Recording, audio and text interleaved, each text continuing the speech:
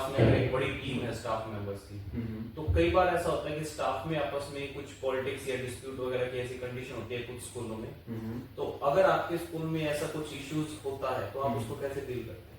देखिए, first of all अगर मैं बात करूँ तो इसका कोर्स फाइंड आउट करेंगे अपना, और अगर इसके अंदर कोई किसी पर्सन की अगर कोई इसमें भागीदारी है तो उसको यहाँ पर पॉलिटिक्स करनी है तो आप पॉलिटिक्स ज्वाइन कर सकते हैं यहाँ। तो सर अपने जैसे एमडी स्कूल के बारे में अगर बात करें तो नो डाउट आज एमडी स्कूल एक बहुत बड़ा ब्रांड है अपने एरिया के अंदर, डेफिनेटली, और हर बार रिजल्ट में भी नंबर 1 पोजीशन पे रहता है एमडी स्कूल। तो इसके पीछे क्या सीक्रेट है सर?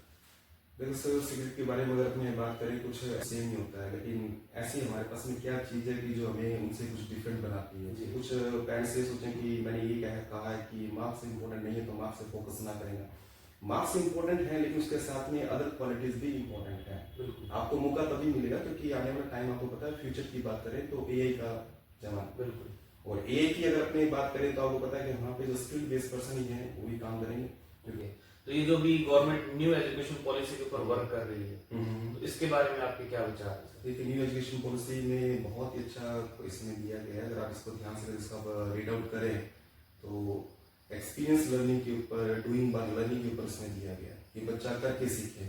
अभी हम क्या करें, एप्लीकेशन से सीख रहे हैं तो उसमें सिखाया जाता है कि बच्चा खुद उसमें अपना कुछ वर्क है, जैसे कोई भी अपने कोई स्टडी के अंदर कोई टॉपिक है तो उस टॉपिक के अंदर बच्चे को अपने सिर्फ बोर्ड के ऊपर लिखवाया और बच्चे उसको एप्लीकेशन कर लिया, लेकिन उसके अंदर क्या है कि बच्चा उसको खुद करके देखेगा। नमस्कार दोस्तों, आज के हमारे पॉडकास्ट पल्स के एपिसोड में जो हमारे गेस्ट हैं एमडी चिल्ड्रन एकेडमी रायसीनगर के प्रिंसिपल मिस्टर सुशील जी स्वामी, तो इनके साथ हमने बहुत सारी चीजों के बारे में डिस्कस किया है कि किस टाइप की प्रॉब्लम्स जो हैं वो बच्चे आज की डेट में फेस करते हैं, किस तरीके से स्टूडेंट्स उस प्रॉब्लम से बाहर निकल सकते हैं, न्यू एजुकेशन पॉलिसी के बारे में क्या कुछ सर के विचार हैं, और किस तरीके से एक स्टूडेंट को सिर्फ मार्क्स के ऊपर फोकस नहीं करना चाहिए बल्कि ओवरऑल डेवलपमेंट के ऊपर फोकस करना चाहिए।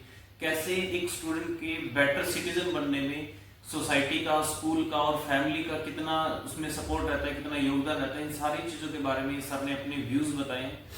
Good morning sir. Good morning sir. आपका बहुत बहुत स्वागत है रायसीनगर के पहले पॉडकास्ट पल्स के अंदर। Thank you so much Manish ji, it's my honour कि आपने मुझे यहाँ पे इनवाइट किया। बिल्कुल सर, आप सबसे पहले सर आपकी टीचर बनने की जो जर्नी है उसके बारे में बताइए कि आपकी एजुकेशन कहाँ से आपने कंप्लीट की, क्या कुछ आपकी क्वालिफिकेशन है और कैसे आप एक टीचिंग लाइन के अंदर आए? एक्चुअली मनीष जी, मैंने स्कूलिंग अपने इसी रायसीनगर से मैंने अपनी स्कूलिंग किया था, और 2009 के अंदर मैंने अपना ग्रेजुएशन कंप्लीट किया जो मैंने गंगानगर से किया था। और आफ्टर दैट मैंने ट्राई किया डिफरेंट आप कह सकते हो कि किसी बिजनेस के अंदर कि मैं कुछ अपॉर्चुनिटी फाइंड आउट कर रहा था। तो मैंने इस टाइम अपनी जो स्टडी को ड्रॉप आउट कर दिया था, यानी ग्रेजुएशन के बाद मैंने स्टडी ड्रॉप आउट कर दिया था, क्योंकि मन में था कि कुछ अपने को डिफरेंट करना है, कुछ एक्स्ट्रा करना है। काफ़ी कुछ काम भी किए लेकिन किसी में कुछ सक्सेस हाथ नहीं लगी। फिर मैंने वहाँ पे गंगानगर के अंदर मैंने कोचिंग स्टार्ट किया, जैसे किसी फ्रेंड के साथ में। तो वहाँ पे जैसे मैंने उसको पढ़ाना स्टार्ट किया तो मुझे लगा कि शायद ये वही प्रोफेशन है जिसके अंदर मुझे जाना चाहिए। उसमें कुछ मज़ा भी आने लगा। फिर मैंने किसी स्कूल के अंदर इंटरव्यू भी दिया, लेकिन क्वालिफिकेशन कम होने के कारण मैं उस इंटरव्यू को क्रैक नहीं कर पाया। तो उसके बाद मुझे लगा कि मुझे कुछ एजुकेशन के अंदर कुछ स्पेशलाइज करना चाहिए। तो आफ्टर दैट मैंने अपनी पीजी किया, बीएड किया, और उसके बाद में 2012 के अंदर आई गॉट मैरिड, और फिर मैं अपना इसी रायसीनगर के अंदर शिफ्ट हुआ। तो मैंने यहाँ पे भी स्कूल के अंदर इंटरव्यू दिए, और जैसे मैं फर्स्ट इंटरव्यू जैसे दिया था एमडी चिल्ड्रन एकेडमी में। तो वहाँ पे जब इंटरव्यू दिया तो वहाँ के जो मैनेजमेंट थे उन्होंने मुझे कहा कि आप किसी क्लास में पढ़ा के आप देखेंगे, हमें अगर आप एलिजिबल हुए तो हम आपको मौका देंगे। तो मैंने क्लास मुझे दी गई थी उस टाइम के अंदर, आई थिंक 6th क्लास थी वो, 2013 की बात है। तो मैंने उस क्लास में मैंने टीच करवाया तो मैनेजमेंट को अच्छा लगा और स्टूडेंट्स भी काफ़ी अच्छे सेटिस्फाइड हुए। तो उस वक्त मुझे मौका मिला स्कूलिंग लाइन के अंदर। इससे पहले मैंने कोचिंग करवाया हुआ था। तो उसके बाद मेरी जर्नी स्टार्ट होती है स्कूलिंग के अंदर। फिर मैंने कुछ दूसरे स्कूल भी मैंने ज्वाइन किए, और इसी तरह करते करते अपॉर्चुनिटी में ग्रैब करता गया, और आफ्टर दैट आज मैं आपके सामने एज प्रिंसिपल बैठा हूँ। ओके, तो एज ए प्रिंसिपल आपकी आगे क्या विजन है अपने स्कूल को लेकर के? देखिए, स्कूलिंग लाइन में मेरे आने का कुछ मेरा मोटिव था कि स्टार्टिंग के अंदर मुझे काफ़ी सारा डिस्ट्रैक्शन हुए कि मेरा कोई गोल, कभी गोल अपने कह सकते हैं, एम कह सकते हैं, कभी वो फिक्स नहीं था कि लाइफ में क्या करना है। कभी सोचा कि बिजनेस करें, कभी सोचा कि कोई कोचिंग इंस्टीट्यूट करें, कभी कुछ लगा, कभी कुछ लगा। लेकिन मैं ये चाहता था कि मैं किसी ऐसे प्रोफेशन में जाऊं कि मैं स्टूडेंट्स को गाइड कर पाऊँ, कि उनका कोई एक फिक्स एम हो, कोई फोकस हो, किसी गोल के अंदर वो मूव करें। तो इसलिए मैंने इस प्रोफेशन को चूज किया कि ताकि मैं बच्चों को गाइड कर सकूँ, एज ए मोटिवेट कर सकूँ कि वो किसी पर्टिकुलर फोकस करके किसी एक गोल के अंदर अपने हो जाएं। ऐसा ना हो कि कभी जैसे आपने देखा होगा कि आज की पेरेंटिंग में क्या है कि अपने एजुकेशन किया, बीए किया, उसके बाद में हमने कभी एमबीए किया, फिर हमने सोचा कि कोई मार्केटिंग लाइन में चले गए। तो किसी के साथ में कोई लिंक नहीं है जी, एजुकेशन का प्रोफेशन के साथ में लिंक नहीं है। आपने देखा होगा कि हम जो स्टडी कर रहे हैं, जैसे हम मार्केट में आते हैं, उस स्टडी का उस प्रोफेशन के साथ में कहीं मैचिंग नहीं होता जी, कुछ मैच नहीं करता। आई थिंक मुझे ऐसा लगता है कि जो हम स्टडी कर रहे हैं वो प्रोफेशन में काम ही नहीं आती है। बिल्कुल। अपने ये थोड़ा सा वीक पॉइंट है अपने इंडियन एजुकेशन सिस्टम में, जो मैंने भी ऑब्जर्व किया है कि अपने मोस्टली अगर अपने किसी भी पर्सन को देखें तो 80% लोग जो काम कर रहे हैं वो उनकी बेस स्टडी थी उससे रिलेटेबल है नहीं। जैसे आपने साइंस कोर्स के टॉप में पढ़ा होगा, मैंने भी पढ़ा है, और मुझे लगता नहीं कि 90% से ज्यादा जॉब के अंदर वो कहीं साइंस कोर्स का काम आता है, प्रैक्टिकली कहीं काम नहीं आता। और मैं स्कूलिंग के अंदर एज ए प्रिंसिपल मैं ये कोशिश करता हूँ कि जो स्टूडेंट्स को इस तरह के अपने स्किल्स डेवलप किए जाए कि बच्चा जब स्कूलिंग पास आउट करे या कोई ग्रेजुएशन करे तो उसके बाद में जब मार्केट में आए तो कुछ उसके अंदर ऐसा स्किल हो कि वो कुछ काम कर सके। वो आपने देखा होगा कि जैसे आज अपने को पीजी कर लेते हैं या ग्रेजुएट पोस्ट ग्रेजुएट करने के बाद में अगर अपने देखें तो मार्केट के अंदर जो बच्चा आता कुछ काम करने के लिए तो उसे शायद 5,000 या 10,000 बड़ी मुश्किल से उसको ऑफर होता है। बिल्कुल बिल्कुल। कहने को तो वो पोस्ट ग्रेजुएट है, लेकिन अगर उसका अपने स्किल देखे कि आपको क्या आता है तो वो कहेगा सर मुझे कुछ नहीं आता, एक एक्सेल भी नहीं आता, कंप्यूटर उसको ट्राई करना भी नहीं आता। तो आई थिंक जो इंडिया का जो एजुकेशन सिस्टम है वो मार्क्स ओरिएंटेड है, बिल्कुल, जबकि होना स्किल ओरिएंटेड चाहिए। वो रट्टाफिकेशन को डेफिनेटली आप कह सकते हैं रट्टाफिकेशन होता है। ओके, तो ये जो भी गवर्नमेंट न्यू एजुकेशन पॉलिसी के ऊपर वर्क कर रही है तो इसके बारे में आपके क्या विचार है? देखिए, न्यू एजुकेशन पॉलिसी में बहुत ही अच्छा इसमें दिया गया है। अगर आप इसको ध्यान से इसका रीड आउट करें तो एक्सपीरियंस लर्निंग के ऊपर, डूइंग बाय लर्निंग के ऊपर इसमें दिया गया है कि बच्चा करके सीखे। अभी हमें क्या करें, रट्टाफिकेशन से सीख रहे हैं तो उसमें सिखाया जाता है कि बच्चा खुद उसमें अपना कुछ वर्क है, जैसे कोई भी अपने कोई स्टडी के अंदर कोई टॉपिक है तो उस टॉपिक के अंदर बच्चे को अपने सिर्फ बोर्ड के ऊपर लिखवाया और बच्चे उसको रट्टाफिकेशन कर लिया, लेकिन उसके अंदर क्या है कि बच्चा उसको खुद करके देखेगा, लर्निंग बाय डूइंग, कि बच्चा अपने कॉन्सेप्ट के अकॉर्डिंग उसको करके फिर सीखे। और हम यहाँ पे क्या कर रहे हैं कि बच्चे को अपने बोर्ड पे करवाया, उसको बच्चे को रट्टाफिकेशन किया और उसने उसके मार्क्स ले लिए, 100 आउट ऑफ 100 उसने मार्क्स ले भी लिए, तो आई थिंक मीनिंगलेस है, वो मीनिंगफुल नहीं है जब तक उससे बच्चा उसको खुद करके नहीं देखेगा। तो कहीं ना कहीं हमारा जो एग्जाम सिस्टम है वो स्टूडेंट्स की इंटेलिजेंस की बजाय उसकी मेमोरी पावर को ज्यादा हाँ, बिल्कुल बिल्कुल, मेमोरी पावर कि वो कितना मेमोराइज करके याद रख पा रहा है। इसके ऊपर एक छोटी सी मैं आपको मेरा एक एक्सपीरियंस शेयर करना चाहूँगा अगर आपकी परमिशन हो। एक्चुअली कि ये मेरा एक इंसिडेंट हुआ था मेरे साथ में एक बच्चे का। तो एक बच्चा मेरे पास में आया कि मुझे बोला कि sir I want to say something. मैंने कहा बेटा बताएं। तो उसने मुझे कहा कि sir I got highest marks in previous class and I got first rank in my previous class. और इस सेशन के अंदर मैं बहुत अच्छे मार्क्स में गेन कर रहा हूँ, लेकिन मेरी क्लास टीचर ने मुझे मॉनिटर नहीं बनाया। तो I want to know sir what is the criteria for monitor. मैंने उसकी बात को बड़े ध्यान से सुना और वो अपना बच्चा अपनी बात कह रहा था। इससे पहले उसको मैं जवाब दे पाता तो बाहर से कुछ नॉइज आना स्टार्ट हुआ। तो मैंने जैसे उसको बाहर देखा तो अपने जैसे स्कूल में मैं था पहले, तो वहाँ पे रोड साइड का स्कूल था, तो वहाँ पे कुछ पीपल्स गैदर थे, काफ़ी भीड़ इकट्ठी हुई थी। तो मैंने उस बच्चे को बोला बेटा बाहर जाके आप देखो कि वहाँ पे लोग गैदर क्यों हैं। तो बच्चा बाहर गया। बाहर जाने के बाद में जैसे ही वापस आता है तो बोला सर वहाँ पे कोई एक्सीडेंट हुआ है और इस कारण से वहाँ पे पीपल इकट्ठे हुए। मैं अच्छा, मैं एक्सीडेंट किसका हुआ है? तो सर वो तो मैंने नहीं पूछा। मैं चलो बेटा पूछ क्या है।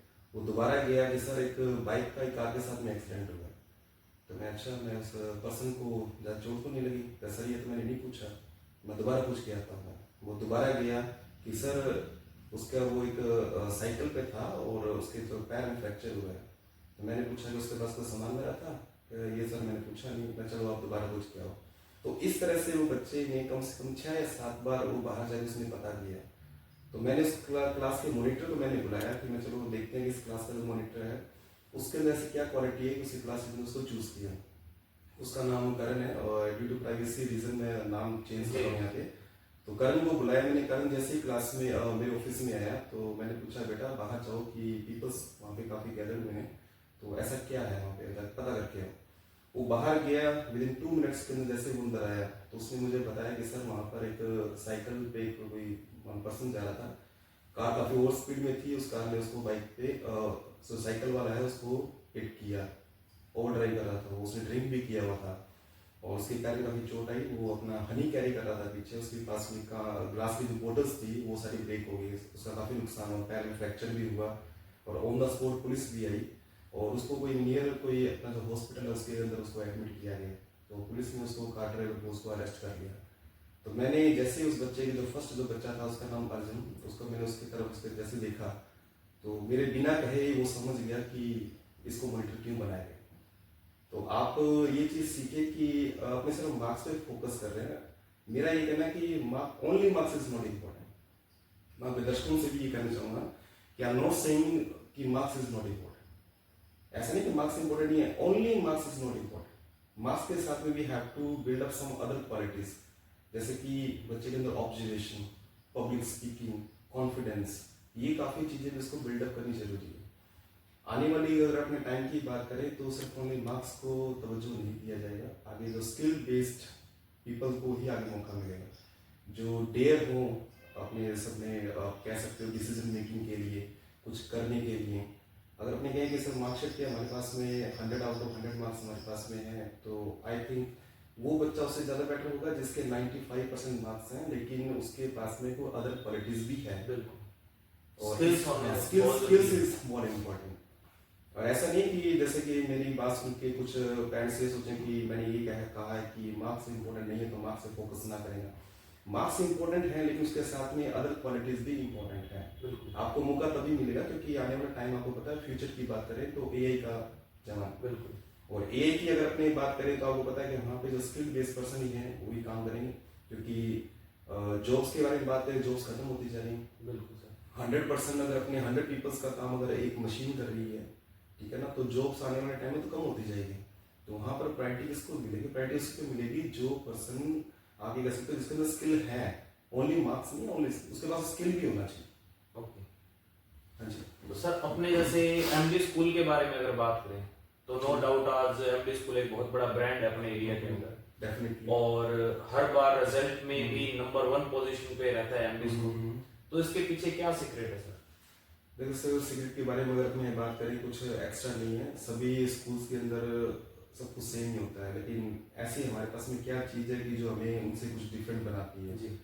तो we have dedicated team of teachers, और हम पर्सनलाइज जो टीचिंग के ऊपर बड़ा ध्यान देते हैं कि एक टीचर एक बच्चे के ऊपर, जैसे आपने देखा होगा कि हर बच्चे को सेम टाइप से ट्रीट नहीं किया जा सकता। जी। Every student have different qualities, हर बच्चे के पास में अलग अलग क्वालिटीज हैं, और अपने ये सोचें कि किसी एक ही मेथड से हर बच्चे को अपने कॉन्सेप्ट को समझाएं, तो दैट इज नॉट पॉसिबल। जैसे अगर मैं आपके पास में अगर मैं डिफरेंट टाइप का अगर आपको सीड दूं, जैसे एक मान लो कि डिफरेंट प्लांट्स के हैं, तो आपको पता है कि हर प्लांट्स को अलग अलग रिक्वायरमेंट्स है, किसी को वाटर कितना चाहिए, किसी को मैन्यूर कितना चाहिए, किसी को टेम्परेचर कितना चाहिए। तो ऐसा नहीं है कि अपने सभी सीड्स को अगर अपने बात करें किसी सेम टेम्परेचर पे, सेम न्यूट्रिशन पे उसको अपने ग्रो करवा पाए। आप करवा भी देंगे तो, लेकिन उसकी जो अगर प्रोडक्टिविटी की अगर मैं बात करूँ तो वो वेरी होगी, उसमें डिफरेंस आ जाएगा। वो 100% उतना बेस्ट नहीं दे पाएगा, जितनी उसकी प्रोडक्शन है उतनी नहीं हो पाएगी। तो हम इस पे फोकस करते हैं पर्सनलाइज टीचिंग के ऊपर, कि बच्चे के अंदर क्या प्रॉब्लम है, उस बच्चे को पर्सनलाइज हम उसको टीच करवाते हैं, उसका कोर्स फाइंड आउट करते हैं कि उसमें प्रॉब्लम क्या है, एक्स्ट्रा क्लासेस लगाते हैं। We have other facilities also, कि जैसे अपने ऑलराउंड डेवलपमेंट पे अपने फोकस करते हैं। ऐसा नहीं कि सिर्फ उन्हें टीचिंग पे, जैसे आपको पता है कि हर किसी का स्टडी के अंदर उतना ही फोकस नहीं होता, या आप कह सकते हैं कि इंटरेस्ट नहीं होता। कुछ स्टूडेंट चाहते हैं कि एक्स्ट्रा करिकुलर में कुछ स्पोर्ट्स में अच्छा करना चाहते हैं, ठीक है, कुछ अदर एक्टिविटीज़ में कुछ उनका इंटरेस्ट है, तो हम उनको भी पूरा मौका देते हैं कि वो अपने टैलेंट को उसके अंदर उसको एनहेंस कर सके। तो अपने जैसे देखें कि we have specialised class for dance के बारे में अगर अपने बात करें, स्पोर्ट्स के बारे में अगर अपने बात करें, म्यूज़िक के बारे में अपने बात करें, तो हम सभी एस्पेक्ट के अंदर हम चाहते हैं कि बच्चे को मौका मिले जो उसका टैलेंट है। और हम जो स्लो ब्लूमर्स हैं, मैं वीक स्टूडेंट नहीं कहूँगी, कोई भी स्टूडेंट वीक नहीं होता। स्लो ब्लूमर्स के बारे में अगर अपने बात करें तो वी प्रोवाइड एक्स्ट्रा क्लासेस होता है, हम एक्स्ट्रा क्लासेस भी उनको अपने देते हैं, इवनिंग के अंदर उनकी क्लासेस लगाते हैं, जिसके अंदर उनको जैसे घर पे अगर टाइम नहीं मिलता किसी भी वजह से या कोई एनवायरनमेंट नहीं मिलता, तो वो स्कूल के अंदर एक्स्ट्रा क्लासेस के अंदर वो स्टडी कर सकते हैं। तो ये कुछ चीज़ें हैं जो हमें जो अदर स्कूल से हमें एक्स्ट्रा बनाती है, आप कह सकते हो कि डिफरेंस करती है। तो आप अपने स्कूल को और अपने आप को 10 साल बाद कहाँ देखते हैं? देखिए सर, जैसे कि अगर मैं आपको एक बात बताऊं, teaching profession is not very easy. आज के टाइम की अगर मैं बात करूं तो पहले के जो टाइम का जो था कि teaching is very easy job, लेकिन आज के टाइम की बात करें it is very challenging job. Yes sir. और एक्चुअली में क्या है कि आपके पास में जो एक बच्चा है वो एक स्टूडेंट नहीं है, आपके पास में एक नेशन का फ्यूचर है आपके हाथ में।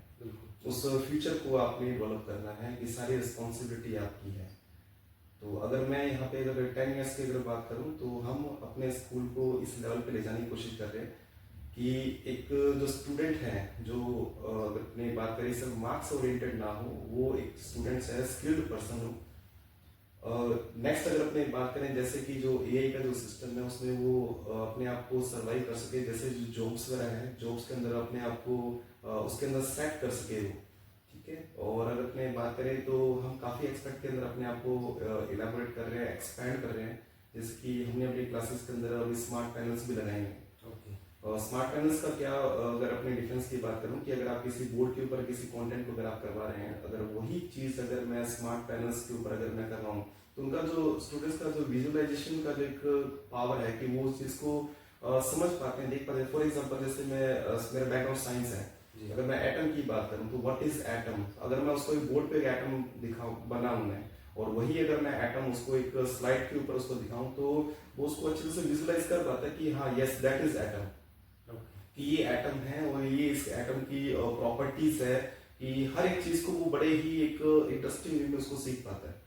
तो हमारा विजन यही है कि आने वाले टाइम के अंदर अपने जो और एक जैसे भी आपने बात बोला, जैसे कि स्टूडेंट्स के बारे में मैं बात कर रहा था, जैसे स्ट्रेस के बारे में बात करें तो ये जो स्ट्रेस वाला टॉपिक है आज के टाइम के अंदर जो स्टूडेंट्स हैं वो बहुत ज़्यादा स्ट्रेस ले रहे हैं, ठीक है। और हमारे स्कूल के अंदर फोकस करते हैं कि बच्चों को इस तरह से ना स्ट्रेस देके उनके जो इंटरेस्ट के ऊपर हम बात करते हैं। तो हम चाहेंगे कि आने वाले टाइम के अंदर हमारा जो स्कूल है बाकी स्कूलों से कुछ डिफरेंट करें। हम टेक्नोलॉजी के ऊपर बहुत ज़्यादा काम कर रहे हैं, टेक्नोलॉजी को अडॉप्ट कर रहे हैं टाइमली, जैसे से time you know that this is the requirement of this time. तो हमने पूरे स्कूल को जैसे कि पूरा मॉडिफाइड कर दिया है, आने वाले टाइम में जैसे जैसे जो भी चीज़ों की रिक्वायरमेंट होती है उसके अकॉर्डिंग हम उसको मॉडिफाइड करेंगे। और भी जैसे स्पोर्ट्स की जैसे एक्टिविटीज़ है उसको भी हम अडॉप्ट कर रहे हैं, जैसे कि अगर अपने फुटबॉल की बात करें, जैसे कि मान लो कि बास्केटबॉल की बात करें, जैसे जो भी है उनके लिए कोड वगैरह तैयार करवा रहे हैं। तो हर एस्पेक्ट के अंदर हम काम कर रहे हैं ओवरऑल हर चीज़ में। ओके। तो किसी भी बच्चे की पर्सनैलिटी को डेवलप करने के लिए उसका कॉन्फिडेंस, जैसे बहुत सारे बच्चों को स्टेज फोबिया होता है, स्टेज पे आने से उनको डर लगता है, तो ये चीजें आप बच्चों में कैसे इंप्रूव कर रहे हैं?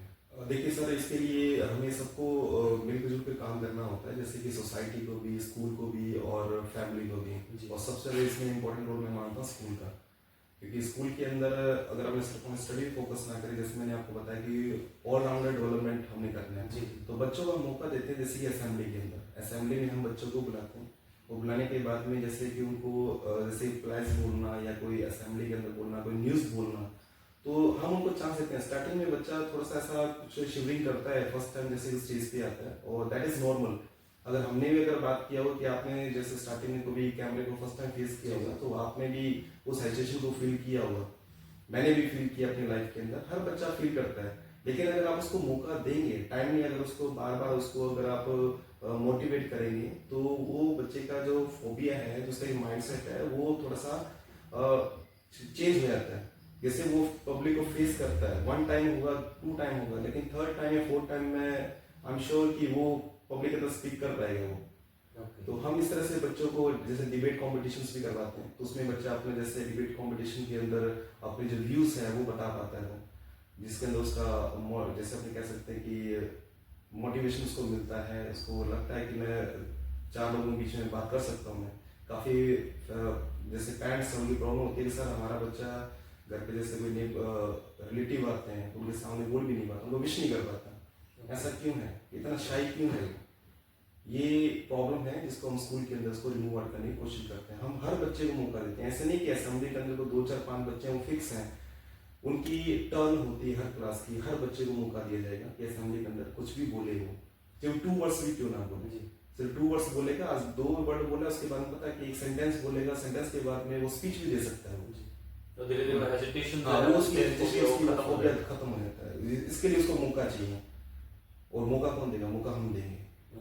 तो सर आपके अकॉर्डिंग एक आइडियल टीचर कैसा होना चाहिए? सर आइडियल टीचर वो होना चाहिए, जैसे मैंने अभी को बताया कि मैंने आपको एक सीट दी है और एक स्टूडेंट की एससीडी की तरह ही है, और आपने उसको डेवलप करना है। फ्यूचर के अंदर वो सीट कितना बड़ा बन सकता है, उसके लिए कितना पोटेंशियल है, वो एक टीचर को पता होता है।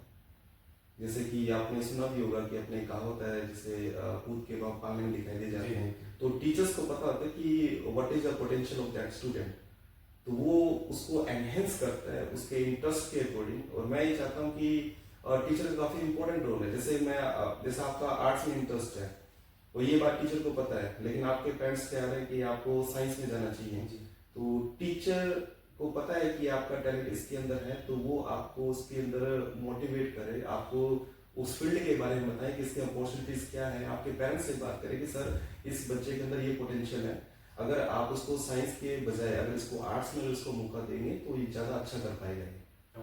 ठीक है, ये काफी इंपॉर्टेंट रोल है टीचर का, क्योंकि टीचर ही एक ऐसा है जो सोसाइटी को एक अच्छा सिटीजन देता है। क्योंकि मैं फिर वही बड़ी बात कर रहा हूँ कि मैं सिर्फ मार्क्स के ऊपर फोकस नहीं करता, मैं चाहता हूँ कि बच्चा एक ऐसा सिटीजन बने जो सिर्फ मार्क्स ही ना ले, लाइफ के अंदर सस्टेन भी कर पाए, लाइफ के अंदर जो चैलेंजेस आते हैं उसको ये डील कर पाए, उसके साथ में इमोशंस को कंट्रोल कर पाए, इमोशंस के साथ में डील कर पाए। कई बार सर क्लास में होता है, जैसे मान लो कोई ऐसा स्टूडेंट है जो बहुत ही रूड बिहेव कर रहा हो या बहुत ही मिसबिहेव कर रहा हो, तो इस तरीके के स्टूडेंट अगर आपके स्कूल में है तो उनको आप या आपके टीचर्स कैसे डील करते हैं? देखिए ये वेरी करता है स्टूडेंट टू स्टूडेंट। अगर अपने बात करें कि फर्स्ट ऑफ ऑल तो हमें इसका कोज फाइंड आउट करना चाहिए कि ऐसा बच्चा क्यों कर रहा है। कई बार ऐसा होता है कि स्टूडेंट्स को अपने घर के अंदर वैसा माहौल नहीं मिल पाता, या उसका मैं ये चाहता हूँ कि किसी बच्चे से डील करने से पहले हमें उसका बैकग्राउंड पता होना चाहिए, उसकी फैमिली के बारे में पता होना चाहिए कि उसकी फैमिली का उसका एनवायरनमेंट कैसा है। कहीं ऐसा तो नहीं कि उस एनवायरनमेंट की वजह से बच्चा ऐसा बिहेव कर रहा हो कि जो फैमिली में सीख रहा है वैसा ही यहाँ पे वो उसको रिफ्लेक्ट कर रहा है, उसको एक्सप्रेस कर रहा है। कुछ कारण ये भी हो सकते हैं कि जैसे कि आज का आपने टाइम देखा होगा कि पेरेंट्स के पास में भी टाइम नहीं है आजकल। बहुत पेरेंट वर्किंग के अंदर है, जैसे मेल भी वर्क कर रहा है, फीमेल भी वर्क कर रहे हैं, तो बच्चे को उतना वो टाइम नहीं दे पा रहे हैं, जिससे बच्चा क्या होता है कि अपनी जो फीलिंग्स है उसको वो अंदर ही अंदर उसको दबा लेता है, वो अपनी बात को शेयर नहीं कर पाता, तो वो फ्रस्ट्रेशन भी हो सकता है कि उसका क्लास में दिखाई दे। माँ बाप के कोई जैसे कि कोई कन्फ्लिक्शन होते हैं, जैसे पेरेंट्स की बात कर रहा हूँ मैं, तो वो कन्फ्लिक्शन की वजह से भी जो बच्चा होता है वो भी अपना जो गुस्सा है वो भी उसको एक्सप्रेस कर सकता है। तो देयर आर मैनी रीजंस, कोई अपने एक सिंगल रीजन नहीं है कि बच्चा इस तरह से क्यों बिहेव कर रहा है। फर्स्ट ऑफ ऑल तो हमें उसका कोज फाइंड आउट करें कि क्या प्रॉब्लम है। अगर अपने उसको लेवल उसको शॉर्ट आउट कर सकते हैं तो दैट इज गुड। नहीं तो बच्चे से अपने बात करते हैं कि ये बेटा ऐसा क्यों कर रहा है, उसको समझाने की कोशिश करते हैं। फिर हमें लगता है कि वहाँ से सोल्यूशन नहीं पता तो उनके पेरेंट्स को बुलाया जाता है, पेरेंट्स को उसके बारे में बताया जाता है पेरेंट्स को कि आपके बच्चे से डील कर रहा है। जैसे कि अभी एक मैं आपसे मेरे प्रीवियस स्कूल के बारे में एक इंसिडेंट आपसे शेयर करूँगा। एक पेरेंट्स ने अपने इतना फ्रस्ट्रेशन था बच्चे के साथ में, क्योंकि माँ बाप का आपस में कन्फ्लिक्शन था, उसकी वजह से बच्चा जो था वो काफ़ी ज़्यादा क्या हो रहा था, जिससे उसको दबू किस्म का जो अपने कह सकते हैं उस तरह का होता जा रहा था। तो क्लास में उसका स्टडी में बिल्कुल भी ध्यान नहीं, कुछ भी नहीं। एक तरफ तो माँ बाप का उनका जो आपस में कन्फ्लिक्शन चल रहा है, उसके बाद में अपनी बात करें बच्चा क्लास में परफॉर्म नहीं कर रहा। तो मैंने इसका जो कोर्स फाइंड आउट किया तो पता लगा कि एक्चुअली उनकी जो आपस में कुछ अनबन थे, तो उसका असर उस बच्चे के ऊपर दिखाई दे रहा था।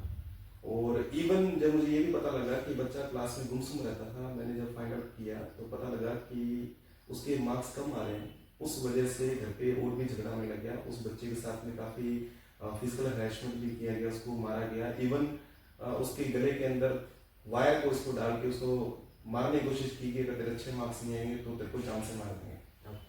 तो यानी कि इतना जैसे फ्रस्ट्रेशन बच्चों के अंदर या माँ बाप के अंदर इस तरह से दिखाई दे रहा है, तो ये काफ़ी ज़्यादा सोचने की बात है। इसके ऊपर हमें काम करना है। तो स्कूल का काम सिर्फ ये नहीं कि बच्चों को सिर्फ ओनली बुकिश नॉलेज दिया जाए, बच्चों के साथ में इस तरह से डील भी किया जाए कि बच्चा अपनी बात को आपके सामने बता सके, शेयर कर सके। तो मैं इसके बारे में कहना चाहूँगा, आपकी ऑडियंस को भी कहना चाहूँगा कि पेरेंट्स को अपने बच्चे को टाइम देना चाहिए, उससे बातचीत करें, उसकी प्रॉब्लम को सुने। क्योंकि बच्चे आप ये कह सकते हैं कि ऐसी कच्ची मिट्टी की तरह है कि आप उसको जिस शेप के अंदर आप उसको ढलोगे उसी शेप में वो ढल जाएगा, लेकिन उसकी शेपिंग करनी पड़ेगी। अगर आपने उसको आज टाइम नहीं दिया तो वो अगर कोई गलत शेप ले गया, ठीक है, अब मैं इसको थोड़ा नेगेटिव वर्ड में तो उसके बाद वो गलत शेप में अगर ले गया तो टाइम निकलने के बाद में उसको सुधार नहीं पाएंगे अपने, वो गलत डायरेक्शन ले सकता है। आज उसके अंदर वो एनर्जी है जो अगर उसको, मैं ये कहता हूँ कि सही टाइम पर जो एनर्जी है अगर उसको प्रॉपर गाइडेंस मिले तो वो बच्चा बहुत आगे तक जा सकता है। लेकिन अगर वही उसको सही टाइम पे ना मिले तो वो गलत डायरेक्शन में भी जा सकता है। उतना अच्छा वो अच्छे डायरेक्शन में कर सकता है, उतना बुरा वो गलत डायरेक्शन में भी कर सकता है। सेम इंसिडेंट सर मेरे साथ ऐसा सुनने में हुआ था कि मेरे प्रीवियस स्कूल में एक बच्ची 10th क्लास की, जी जी, पूरे स्कूल में शायद सबसे इंटेलिजेंट बच्ची है वो। तो उसके घर में सिनेरियो कुछ ऐसा है कि पेरेंट्स की आपस में ट्यूनिंग सही नहीं है, जिसकी वजह से काफी लड़ाइयाँ वगैरह उनमें डोमेस्टिक वायलेंस चलता है। तो उसकी वजह से वो बच्ची काफी बार डिप्रेशन में आ जाती है, ठीक है। और वो बच्ची जो है मतलब 95-96% स्कोर करने वाली स्टूडेंट है। तो ऐसी अगर कोई स्टूडेंट है जिनके घर में अगर ऐसी सिचुएशन है तो ऐसे स्टूडेंट को क्या करना चाहिए? देखिए इसके लिए तो देखिए स्टूडेंट तो क्या करेंगे, अपने इसके लिए पेरेंट्स से बात करनी चाहिए। पेरेंट्स को अपने स्कूल में बुला के, हम जैसे अगर ऐसा केस होता है तो पेरेंट्स को स्कूल में बुलाते हैं, उनको बताते हैं इस चीज़ के बारे में कि इस चीज़ का असर बच्चे पे पड़ रहा है। और अगर ऐसा ही रहा तो बच्चा, आपको पता है कि आजकल मैं आपके मीडिया को कहना नहीं चाहूँगा कि सुसाइड तक कमिट कर लेते हैं। बिल्कुल। तो चाहेंगे कि आपका जो आपस में जो डिस्प्यूट चल रहा है उसको आप शॉर्ट आउट करें, या एटलीस्ट बच्चे के सामने वो चीज़ आप ना करें। क्योंकि बहुत सारी बातें होती है कि अपने जो फिजिकल हैरेसमेंट है या कुछ भी ऐसे कुछ नेगेटिव चीज़ें वो जो बच्चे के सामने एक्सप्रेस कर देते हैं, तो बच्चा उस चीज़ को मतलब कि अडॉप्ट नहीं कर पाता, उस चीज़ को सहन नहीं कर पाता। तो पेरेंट्स से डील करनी चाहिए इसके बारे में कि उसका नेगेटिव इम्पैक्ट बच्चे पे पड़ रहा है। आपका जो कन्फ्लिक्शन जो है उसका बच्चे के ऊपर जो फर्क पड़ रहा है उसका, देखो ना तो स्टडी के अंदर कुछ कर पा रहा है वो लाइफ में मुझे ऐसा लगता है कि वो कुछ नहीं कर पाएगा, क्योंकि वो अंदर अंदर घुटता रहता है। वो जो घुटन जो होती है उससे बात करने से ही पता लगेगा। आप तो पहले बच्चे से भी बात कर सकते हैं, उसके बाद पेरेंट्स से बात करें कि आप इसको शॉर्ट आउट करें। यहाँ पे मैं एक चीज और ऐड ऑन करना चाहूंगा स्पेशली बच्चों के लिए, कि जो भी बच्चे किसी भी इस टाइप की प्रॉब्लम में अगर हैं, ठीक है, और वो अगर किसी के साथ नहीं शेयर कर पा रहे हैं तो वो अपने टीचर्स के साथ में जरूर इस चीज को शेयर करें। उससे क्या है, उनका एक तो डिप्रेशन लेवल थोड़ा डिक्रीज होगा और उनको एक अच्छी गाइडेंस टीचर्स के थ्रू मिल सकती है। बिल्कुल सर, देखिए मैं अपने स्टाफ के अंदर हम जब मीटिंग लेते हैं तो इस चीज़ के लिए हम टीचर्स को भी ट्रेन करते हैं कि आप बच्चों के साथ में इंटरेक्शन ज़्यादा से ज़्यादा करें, ताकि बच्चा आपको अपनी बात स्मूथली बता पाए विदाउट हेजिटेशन।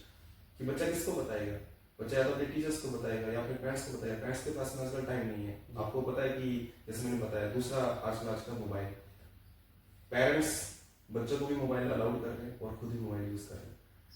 आपने देखा होगा, फिर मेरे पास में काफ़ी कंप्लेंट्स आती हैं कि हमारा बच्चा जो है मोबाइल काफ़ी ज़्यादा यूज़ करता है। मोबाइल प्रोवाइड किसने करवाया? पेरेंट्स ने। और अब पेरेंट्स कंप्लेन कर रहे हैं कि बच्चा हमारा मोबाइल काफ़ी ज़्यादा यूज़ कर रहा है। तो फर्स्ट ऑफ ऑल तो मैं ये कहना चाहूँगा पेरेंट्स को कि स्कूलिंग लाइफ तक मोबाइल का यूज़ बिल्कुल भी नहीं होना चाहिए, क्योंकि मोबाइल की वजह से भी बच्चा काफ़ी इंट्रोवर्ट होता जा रहा है। उसकी सारी दुनिया उसके हाथ में है। आपने देखा होगा जो स्क्रीन टाइम जो है बच्चे का वो काफ़ी बढ़ता जा रहा है। और पेरेंट्स भी क्या होते हैं कि पेरेंट्स को ये लगता है चलो बच्चा घर पे बैठा है, कहीं जा नहीं रहा, ठीक है, एक रूम के अंदर बैठा, लेकिन आपको क्या पता कि वो जो बच्चा आपका उस मोबाइल को लेके बैठा है वो उसका सही इस्तेमाल कर रहा है, सही यूज़ कर रहा है। यू नो दैट कि टेक्नोलॉजी के प्रोज और कॉन्स दोनों ही हैं, एडवांटेज भी हैं, डिसएडवांटेज भी हैं।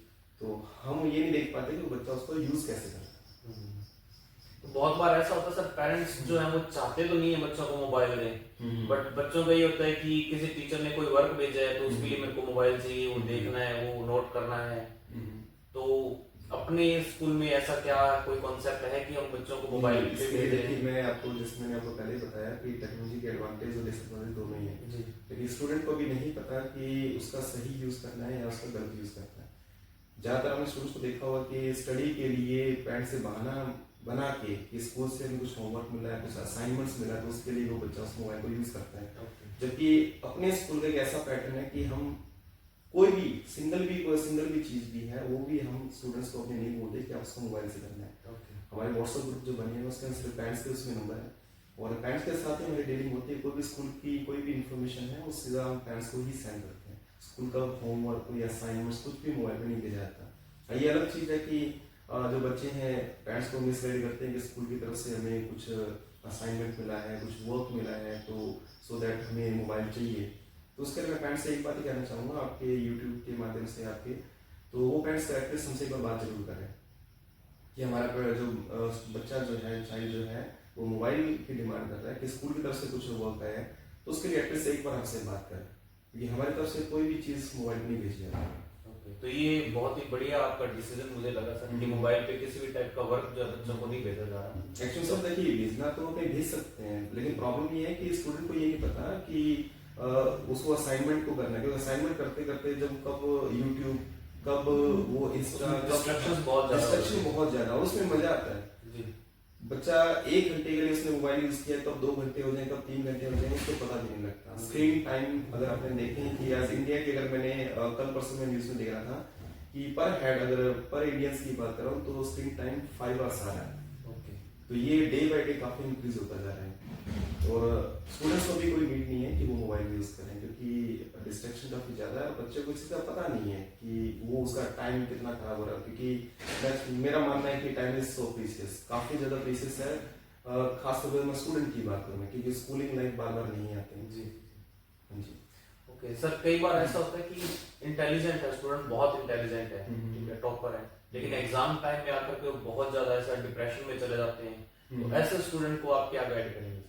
देखिए, एग्जाम के लिए उसके पास में, हमारे पास में काफ़ी टेक्निक्स हैं, तो उसके लिए हमने टाइम में हम जैसे सिटी कंडक्ट करवाते हैं। हमारा जो पैटर्न क्या है कि एवरी वीक जैसे हमने एक स्केड्यूल बनाया हुआ है कि पर डे किस ना किसी का सिटी होगा।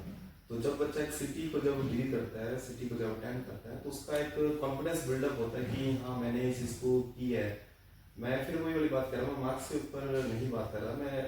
फर्स्ट अगर सिटी के अंदर उसके 5 मार्क्स आए हैं, तो इतना कॉन्फिडेंस तो उसका हुआ नहीं कि इस सिटी में मेरी ये प्रॉब्लम थी या ये मेरी मिस्टेक्स थी, नेक्स्ट सिटी के अंदर मैं उसको इम्प्रूव करूंगा मैं। फिर सिटी से जब वीकली सिटी के बाद में हमारे मेजर टेस्ट भी होते हैं। मेजर टेस्ट के बाद में जैसे बोर्ड क्लासेस के बारे में बात करें तो we can conduct pre boards. तो प्री बोर्ड के अंदर भी बच्चा जब डील करता है तो वो उस नर्वस कह सकते हैं कि उस एग्जाम के जो उसका फोबिया जो है वो उसके माइंड से निकल जाता है, वो उसको डील कर पाता है। कितने बच्चों के बीच में बैठ के जब वो एक टेस्ट दे रहा है तो उसकी नर्वसनेस काफी कम हो जाती है, क्योंकि हम उसको मिस्टेक्स बताते हैं, बेटा तुमने ये मिस्टेक किया है, नेक्स्ट टाइम आपने इस चीज को रिपीट नहीं करना। फिर वो जब नेक्स्ट सिटी देगा तो उसको देखता है कि जैसे मैं पहले यहाँ स्टैंड कर रहा था, मैं उसको यहाँ स्टैंड कर रहा हूँ। तो जैसे जैसे सिटीज वो गो थ्रू होगा तो उसका कॉन्फिडेंस बिल्डअप हो जाता है, और एट द एंड अगर अपनी बात करें जो फाइनल जो एग्जाम होगा उसके अंदर उसको ये प्रॉब्लम काफी कम फेस करनी पड़ेगी। ओके, तो एज ए प्रिंसिपल आप क्या चैलेंजेस फेस करते हो स्टूडेंट्स को लेकर के या स्टाफ को लेकर के? देखिए, चैलेंजेस तो मैंने आपको बताया कि हर प्रोफेशन में है जी, लेकिन ये मैंने जैसे अभी बताया कि teaching is not easy task. तो आज के टाइम में अगर अपनी बात करें तो चैलेंजेस काफी बढ़ते जा रहे हैं। जी, पहला जो चैलेंज ये है कि अपनी जो टीम्स को, जैसे मैंने भी आपको बताया कि मैं मार्क्स ओरिएंटेड नहीं चाहता, मैंने अपनी टीम्स को इस तरह से जैसे अपने गाइड कर रहे हैं कि वो मार्क्स ओरिएंटेड ना होकर स्किल ओरिएंटेड हो। दूसरा, अपने जितने रिसोर्सेज हैं उसका मैक्सिमाइज यूटिलाइजेशन हो। ठीक है, साथ में जैसे कि आपने स्टूडेंट्स के बारे में बताया कि जो हर एक स्टूडेंट का एक अलग अलग इंटरेस्ट होता है, तो उसके इंटरेस्ट के अकॉर्डिंग, उसके ये आप कह सकते हो कि उसके माइंडसेट के अकॉर्डिंग उसको डील किया जाए, उसको उसकी प्रॉब्लम को फाइंड आउट किया जाए और उसको उसके अकॉर्डिंग उसको बेस्ट दिया जाए। अगर कोई बच्चा कोई प्रॉब्लम का अगर फेस कर भी रहा है तो उसके लिए हम एक्स्ट्रा क्लासेस भी देते हैं इवनिंग के लिए, जैसे मैंने आपको बताया। तो उस एक्स्ट्रा क्लासेस में भी बच्चा, जैसे कि स्पेशली फॉर बोर्ड क्लासेस, तो एक्स्ट्रा क्लासेस में भी वो आ सकता है। तो काफ़ी चैलेंजेस, साथ में मैंने जैसे पेरेंट्स का भी बताया, पेरेंट्स की तरफ से काफ़ी चैलेंजेस आते हैं। पेरेंट्स का ये कहना होता है मैक्सिमम टाइम कि हमने बच्चा आपको दे दिया है, तो ओवरऑल आपकी जो रिस्पॉन्सिबिलिटी है वो सब आपकी है। तो मैं आपके चैनल के थ्रू एक बात कहना चाहूँगा कि बच्चे को शेपिंग करने के लिए 3 लोगों की जरूरत होती है, society, teacher and family. Parents ये ना सोचें कि हमने स्कूल के अंदर बच्चे को भेज दिया तो 100% रिस्पॉन्सिबिलिटी टीचर की है। हमें ये नहीं कहता कि टीचर रिस्पॉन्सिबिलिटी नहीं है, लेकिन रिस्पॉन्सिबिलिटी तीनों जगहों की है। बिल्कुल। फैमिली भी उतना इंपॉर्टेंट रोल प्ले करेगी, ठीक है, सोसाइटी भी उतना इंपॉर्टेंट रोल प्ले करेगी, और स्कूल भी उतना इंपॉर्टेंट रोल प्ले करेगा। तो मैं ऐसा नहीं कहूँगा कि सिर्फ ओनली स्कूल की रिस्पॉन्सिबिलिटी है, हमें सभी को मिलजुल कर काम करना है, उस बच्चे का ओवरऑल डेवलपमेंट करना है।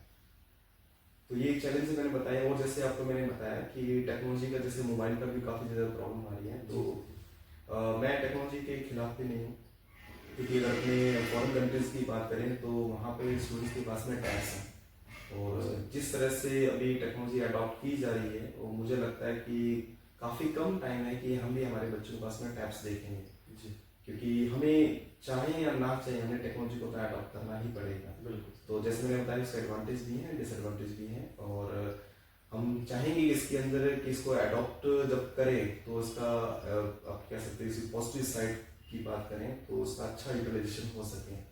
और जैसे मैंने आपको बताया कि जो स्पोर्ट्स एक्टिविटीज़ है उसके अंदर भी हम अच्छा काम कर रहे हैं। उसका चैलेंजेस ये है कि बच्चे या पेरेंट्स भी चाहते हैं कि स्पोर्ट्स की एक्टिविटी ज़्यादा से ज़्यादा हो, तो उसको भी हम काफ़ी एलाबोरेट कर रहे हैं, एक्सपेंड कर रहे हैं। ओके।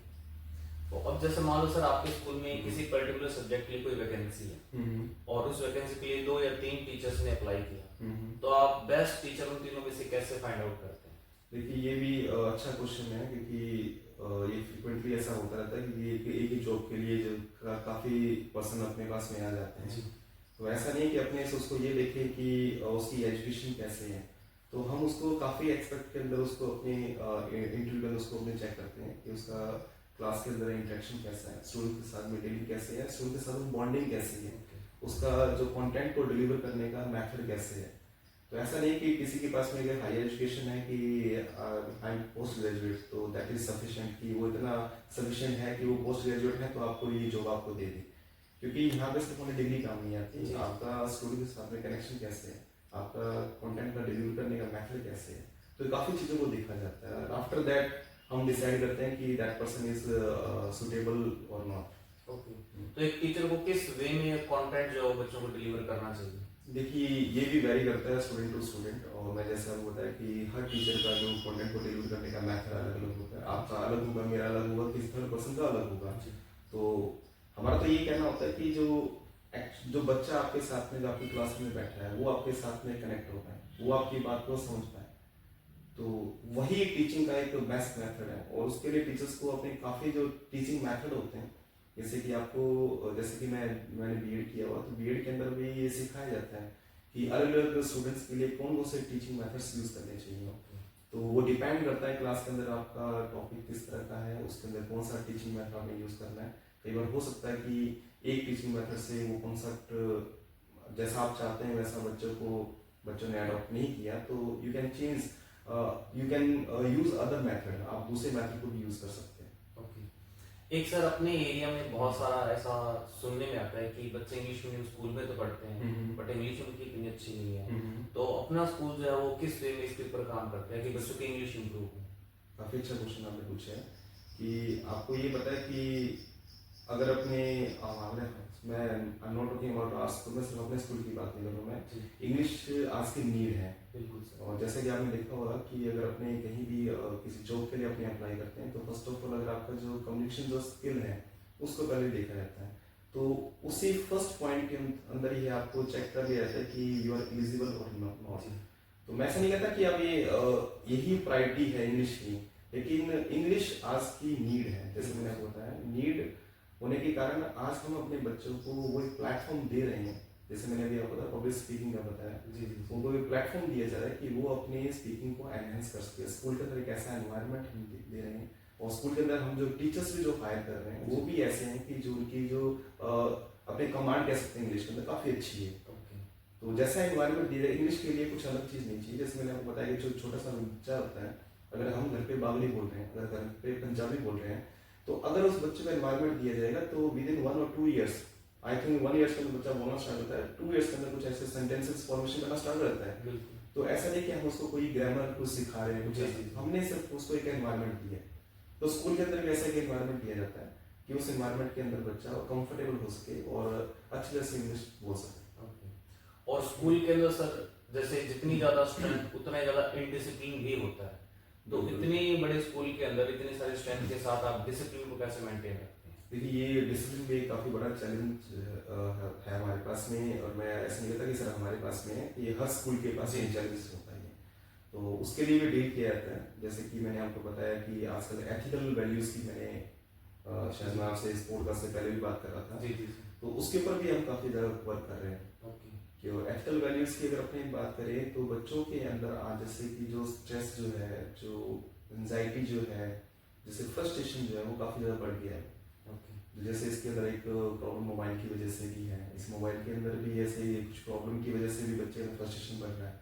तो हम उसको भी डील कर रहे हैं कि बच्चों को इस तरह से मोटिवेट किया जाए, एथिकल वैल्यूज़ दी जाए कि क्या आपके लिए क्या सही है। मैंने बोला आपको, जैसे मैं बार बार आपकी पॉडकास्ट के थ्रू एक बात बोल रहा हूँ कि हम मार्क्स ओरिएंटेड नहीं हैं, हम बच्चों की ओवरऑल डेवलपमेंट पे काम कर रहे हैं, बच्चे को एक गुड सिटीजन बनाने पे काम कर रहे हैं। तो अगर हम उन चीज़ों पे काम करेंगे तो डिसिप्लिन अपने आप कंट्रोल हो जाएगा।